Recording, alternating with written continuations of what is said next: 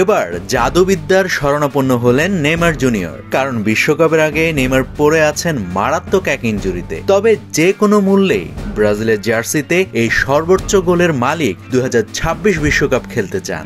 ধারণা করা হচ্ছে এই কারণেই জাদুকরের শরণাপন্ন হয়েছেন তিনি। তবে তাতে কি মন গলবে ব্রাজিলের কোচ কার্লো আনচেলত্তির? চলুন ব্যাপারগুলো একটু ব্যাখ্যা করি আপনাদের। ব্রাজিল দলের ইতালিয়ান কোচ কার্লো আনচেলত্তি বলেছেন তার বিশ্বকাপ দলে 90% ফিট কারো স্থান নেই, অর্থাৎ শতভাগ ফিট হয়ে যুক্তরাষ্ট্র, মেক্সিকো এবং কানাডার বিশ্বকাপে টিকিট পেতে হবে ব্রাজিলিয়ান ফুটবলারদের। এই কারণেই চোট সারাতে উঠে পড়ে লেগেছেন নেইমার জুনিয়র। সম্প্রতি হাঁটুর চোট বেশ ভোগাচ্ছে এই ব্রাজিলিয়ান সুপারস্টারকে। যদিও ক্যারিয়ার জুড়ে তার চোটের ইতিহাস অনেক লম্বা, কিন্তু অবনমনের শঙ্কায় থাকা সান্তোসের হয়ে তিনি শুধু চোট নিয়েই মাঠে নামেননি, অসাধারণ পারফরমেন্সে দলকে করেছেন সে আশঙ্কামুক্ত। নিজের শৈশবের ক্লাবের হয়ে শেষ 4 ম্যাচে করেছেন 5 গোল ও 1 অ্যাসিস্ট।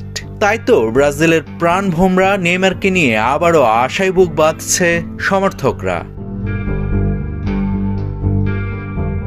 তবে সেলেসাওদের বিশ্বকাপ স্কোয়াডে জায়গা পেতে হলে কার্লো আনচেলত্তির শর্ত পূরণ করতে বাধ্য নেইমার। আর তাই তো দলে ফিরতে জাদুকরি ডাক্তারের শরণাপন্ন হয়েছেন 33 বছর বয়সী এই ফরওয়ার্ড। মিরাকল ডাক্তার নামে পরিচিত ফিজিওথেরাপিস্ট আদোয়ার্দো সান্তোসের প্রচলিত চিকিৎসার বাইরে গিয়ে অনেক রোগীকে সারিয়ে তোলার খ্যাতি আছে।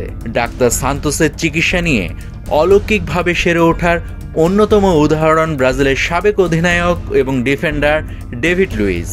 2015 সালে ব্রাজিলের এই ডিফেন্ডার 3 মাসের জন্য চোটে পড়েছিলেন, কিন্তু সান্তোসের কাছে চিকিৎসা করিয়ে মাত্র 10 দিনের মধ্যে দলে ফিরে সবাইকে চমকে দিয়েছিলেন তিনি।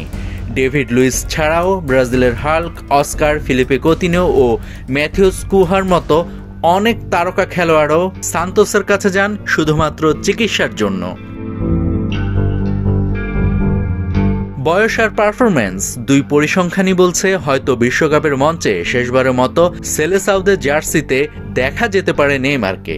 তবে তার দলে সুযোগ পাওয়াটা বেশ চ্যালেঞ্জের। হয়তো এই কারণে নেইমারকে আবারও পুরনো ভয়ঙ্কর রূপে ফেরাতে কাজ শুরু করবেন ডক্টর মিরাকেল খ্যাত সান্তোস। নাভিদ হাসান, সোনালী নিউজ।